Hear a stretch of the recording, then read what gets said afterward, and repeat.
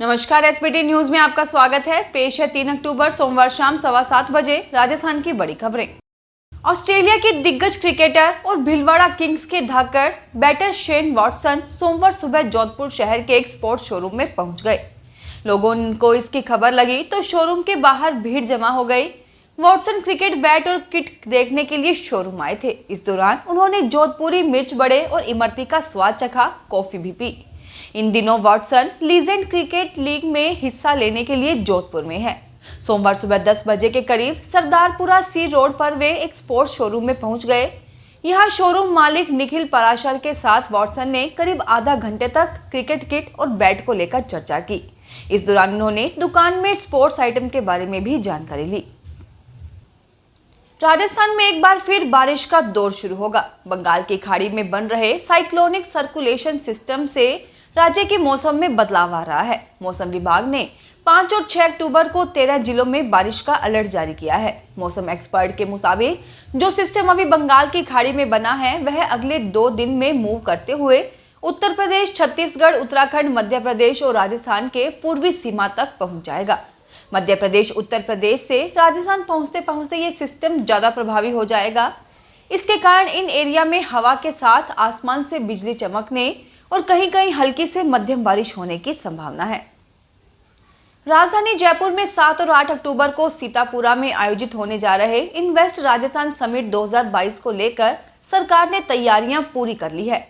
Invest Rajasthan समिति के तहत 10.44 लाख करोड़ रुपए के 4192 MOU LOI साइन हो चुके हैं। समिट को लेकर मुख्यमंत्री अशोक गहलोत ने भी आज अपने आवास पर प्रेस कॉन्फ्रेंस करके जानकारी दी। मुख्यमंत्री अशोक गहलोत ने कहा कि ऐसा पहली बार हुआ है जब समिट से पहले ही MOU साइन हो चुके हैं और कुल MOU में से 40% धरातल पर उतर चुके हैं। रिश्वत लेने की आदत पड़ जाए तो फिर छूटती नहीं है। बीकानेर में उपनिवेशन विभाग के पटवारी के साथ भी कुछ ऐसा ही है। कुछ साल पहले रिश्वत के एक मामले की अदालत में सुनवाई चल रही है कि एक और किसान से 20,000 रुपए लेते हुए गिरफ्तार हो गया। भ्रष्टाचार निरोधक ब्यूरो की बीकानेर चौकी ने इस पटवारी को जैसलमेर के एक मामले में गिरफ्तार किया है। दरअसल गोपाल सिंह राजपुरोहित नामक पटवारी के पास जैसलमेर के रामगढ़ का अतिरिक्त कार्यभार है। उदयपुर में इन दिनों नवरात्रि के बीच गरबा पंडाल से लेकर देव स्थानकों पर रोजाना नई थीम पर सजावट हो रही है। नोटबंदी और कोरोना के बाद एक बार फिर नोटों की सजावट का प्रचलन बढ़ा है। प्रतिमा को नोटों से श्रृंगारित किया जाने लगा है। रविवार को शहर में कई जगह नोटों से आकर्षक श्रृंगार धराया गया। भुवाणा के गवरी चौक में बालेश्वरी नव युवक मंडल ने माता रानी और सेक्टर 14 में काली कल्याण शक्तिपीठ में लोक देवता कल्लाजी बावजी को 11,11,111 रुपए की आंगी धराई। इस दौरान आसपास के क्षेत्रों से बड़ी संख्या में श्रद्धालु दर्शन के लिए पहुंचे। दौसा जिले के केलाई स्थित देवनारायण मंदिर पर आयोजित हुई गुर्जर आरक्षण संघर्ष समिति की बैठक में वक्ताओं ने कहा कि राज्य सरकार 2019 व 20 के समझौते की पालना नहीं करे तो 1 माह बाद आंदोलन का सामना करने के लिए तैयार रहे। इसके साथ ही 2 शहीद परिवारों को नौकरी व मुआवजा देने, रीट 372 व रीट 233 पुष्कर प्रकरण में मुकदमा वापसी व आरक्षण आंदोलन में लगे मुकदमों का निस्तारण करने की मांग की गई। बैठक में सबसे पहले गुर्जर आरक्षण आंदोलन के प्रणेता कर्नल किरोड़ी सिंह बैंसला सहित 75 शहीदों को श्रद्धांजलि अर्पित की गई। बैठक में वक्ताओं ने सर्वसम्मति से निर्णय लिया कि सरकार द्वारा आरक्षण संघर्ष के साथ किए गए समझौते की पालना में जो शिथिलता बरती जा रही है वह समाज बर्दाश्त नहीं करेगा। गांवों में CHC, PHC पर अब कई डॉक्टर काम नहीं करना चाहते हैं। ऐसे में वे CMHO ऑफिस तक शहर में या उसके आसपास किसी हॉस्पिटल में आने के लिए अर्जियां दे रहे हैं। हालांकि अधिकारी इस बात को सीधे तौर पर स्वीकारने को तैयार नहीं है, लेकिन इस मामले को लेकर उदयपुर में 3 चिकित्सकों ने इस्तीफा भी दे दिया है। जो अर्जियां CMHO ऑफिस तक पहुंच रही हैं, इसमें कई कारण बताए गए हैं।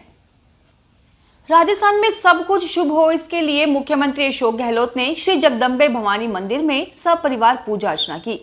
सीएम गहलोत ने हवन करके प्रदेशवासियों के लिए सुख, समृद्धि और खुशहाली की प्रार्थना की।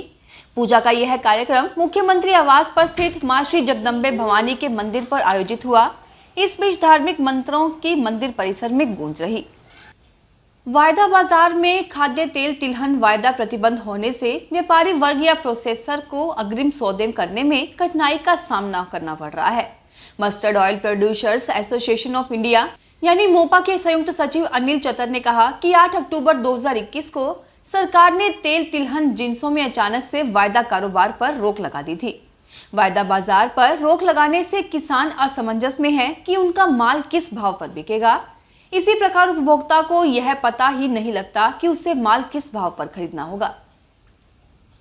राजस्थान के किसानों को अब किसान कार्ड के लिए दस्तावेज लेकर बैंक, पटवार मंडल और तहसील कार्यालयों के चक्कर काटने से निजात मिल जाएगी। आरबीआई ने किसानों की इस परेशानी को देखते हुए कृषि लोन की प्रक्रिया ऑनलाइन करने की तैयारी कर ली है, जिसके तहत किसान लोन के लिए सभी दस्तावेजों को आवेदन के साथ ऑनलाइन कर सकेगा। इसके बाद तय समय सीमा में किसान की डिटेल के आधार पर संबंधित बैंक शाखा, पटवार मंडल, तहसील कार्यालय सभी प्रक्रिया ऑनलाइन पूरी होगी। देश की प्रमुख उत्पादक मंडियों में इन दिनों लाल मिर्च की आवक कमजोर होने से इसके दामों में जोरदार तेजी देखी जा रही है। हालात ये हैं कि पिछले साल के मुकाबले इस साल लाल मिर्ची के दाम दोगुने से ज्यादा बोले जा रहे हैं। पिछले साल लाल मिर्ची के औसतन दाम 110 से 190 रुपए प्रति किलो थे, जो इस साल बढ़कर 210 से 325 रुपए प्रति किलो तक पहुंच गए हैं। नई फसल नवंबर मध्य तक दक्षिण भारत से आने की उम्मीद है।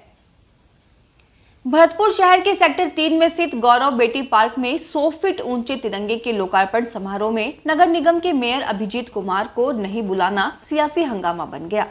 आधी रात सोशल मीडिया से शुरू हुआ हंगामा पर्यटन एवं नागरिक उड्डयन विभाग कैबिनेट मंत्री विश्वेंद्र सिंह के पास तक जा पहुंचा। मंत्री ने इस पर कड़ी नाराजगी जताई।